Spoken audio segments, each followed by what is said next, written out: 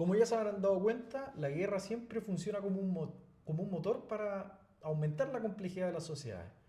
Y cuando nos encontramos, o en, o en Europa se encontraban al final de la Edad Media, en los últimos tiempos de los reinos y de los imperios, surge un periodo de muchas guerras, muchas guerras.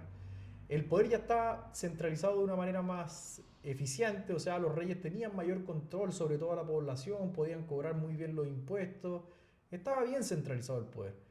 Y al mismo tiempo, como teníamos este periodo de muchas guerras, los reyes se vieron en la obligación de subir los impuestos. Y cuando ya no había de dónde más obtener recursos, se los subieron a los burgueses, que era como eh, la clase de los mercaderes exitosos, vamos a llamarlo como económicamente la gente con plata de aquellos tiempos, pero que no pertenecían a la nobleza. Entonces se dio una situación particular, que era que los reyes le subieron los impuestos a estas personas ricas, pero estas personas ricas eran súbditos al mismo tiempo. No tenían, por ejemplo, influencia política. Y esta situación eh, terminó decantando en que estos grupos que tenían poder económico empezaron a exigir poder político, una mayor, una mayor representación, querían tomar parte de las decisiones, o sea, me estás cobrando tanto impuestos, tengo derecho entonces a tomar decisiones. Estamos hablando ya de finales del 1600, principios del 1700, para que nos ubiquemos un poco en el mapa, hablamos de Europa, ¿cierto? Entonces, los burgueses idearon, en el colegio te lo enseñan de una manera, pero lo que ocurre realmente es que los burgueses idearon un sistema muy inteligente para finalmente derrocar a la monarquía.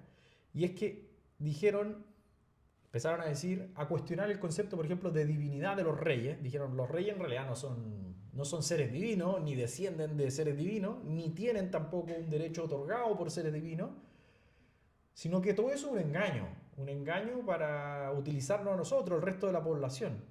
La verdadera soberanía y el verdadero poder reside en el pueblo. Ahí es donde debiera estar el poder. Y empiezan a financiar a personas que escriben libros sobre esto, empiezan a crear todo un movimiento cultural e intelectual en función de esto.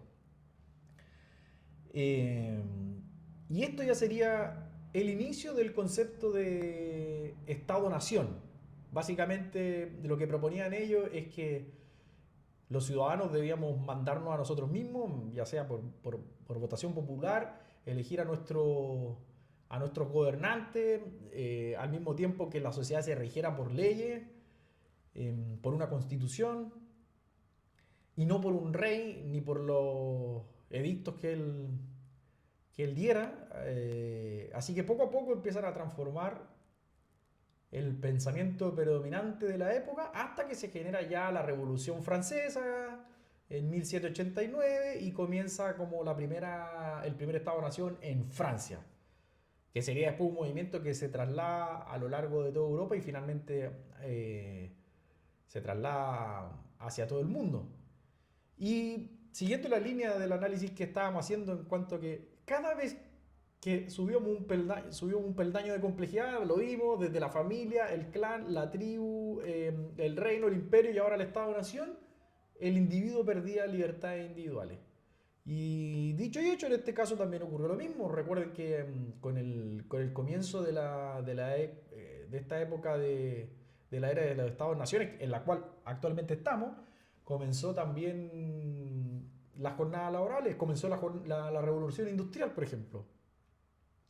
Todo esto también de nuevo motivado por la guerra, porque la revolución industrial aumentó la producción, estos burgueses que ahora ya estaban al mando del mundo, empezaron a necesitar mano de obra barata, entonces empezaron, crearon leyes básicamente para obligar a la gente que estaba en el campo y en los pueblos a llegar a la ciudad y empezar a trabajar en estas jornadas laborales escandalosas, que al principio de la revolución industrial las personas trabajaban 12 horas al día, 6 días a la semana, era una esclavitud, era una esclavitud.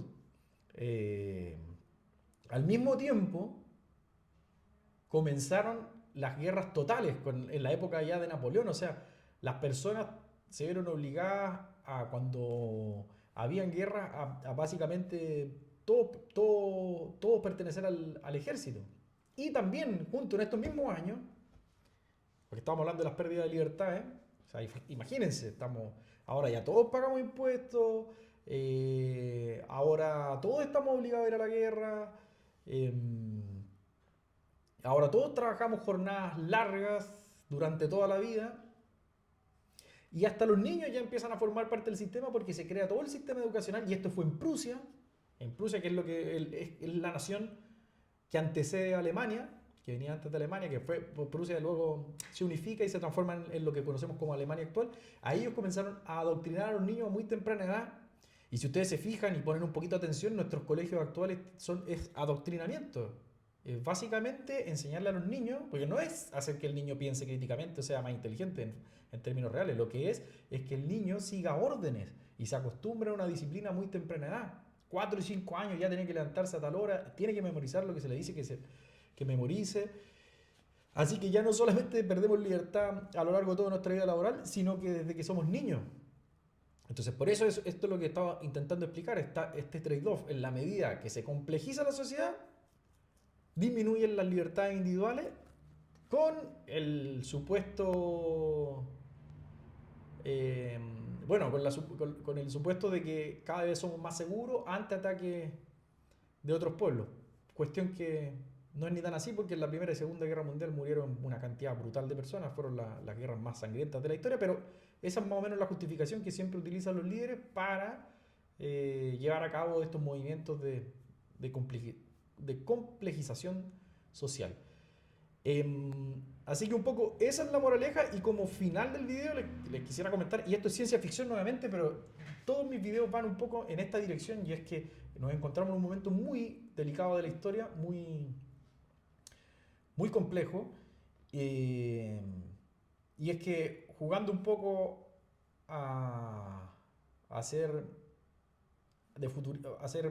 futurología, lo que yo creo que va a ocurrir ahora es que nos vamos a dividir en bloques, ya lo he conversado en videos anteriores. Vamos a, por ejemplo, el bloque ya más occidental sería América, el otro bloque sería China y el otro bloque podría ser Rusia y los países que están a su alrededor.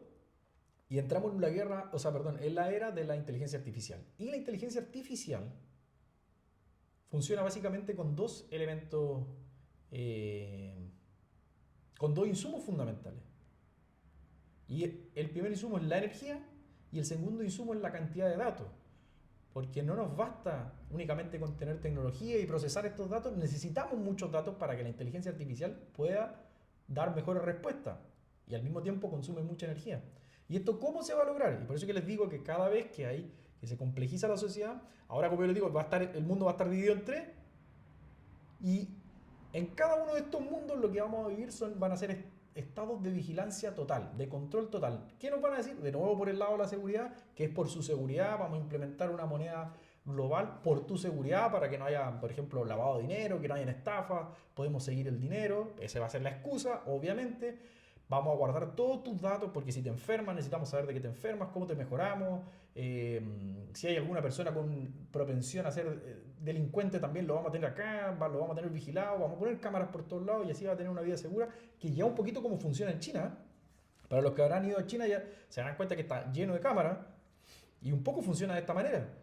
¿Y cuál es la justificación? Claro, que te brinda seguridad. Entonces se aprovechan de nuestro impulso de buscar seguridad, porque el ser humano siempre está en esa búsqueda animal de la búsqueda de seguridad, para implementar controles aún más estrictos. Y así que, ¿a qué nos enfrentamos? A un futuro de menos libertades aún. La mayor seguridad física, claro, no, va a ser difícil que nos maten, seguramente. Las enfermedades seguramente también van a estar, pero ¿qué vamos a dar a cambio? Toda nuestra libertad. Y ya va a llegar el punto, y aquí voy a cerrar porque es lo que he dicho en otros videos, es que va a llegar el punto, ¿a qué nos lleva este control y seguridad absoluta?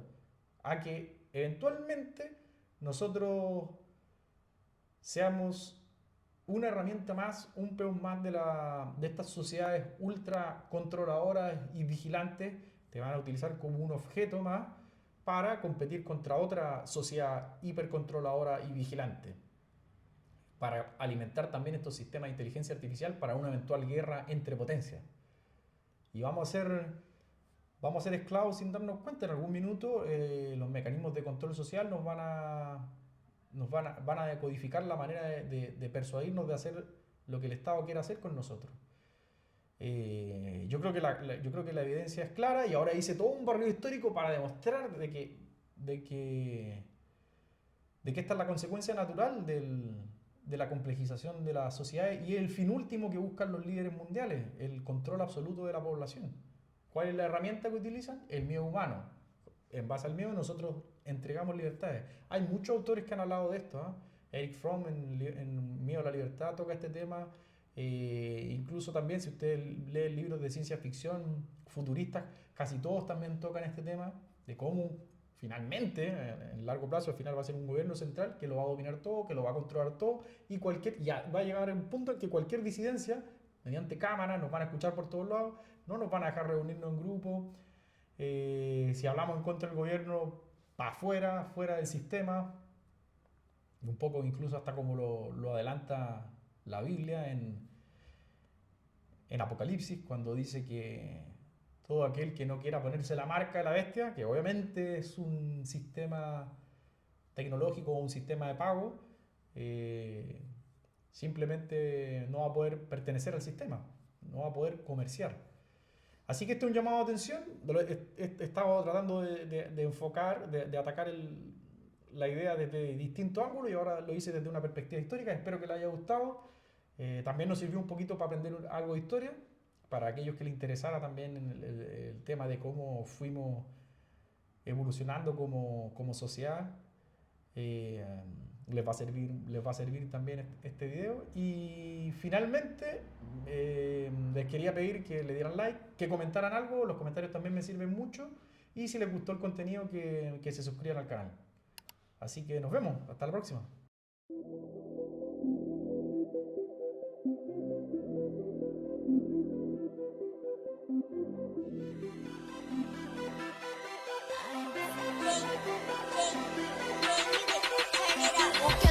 De la SA fait pas le fouteur, graille des tas de pas postés dans le bloc, ça détaille. La quête plat dans la vie, y'a que des chats. Demande à mon gars Ismo, et ouais, faut se faire sous Zeyo. 5-6 ramène les taspés, la quête va bien s'en charger.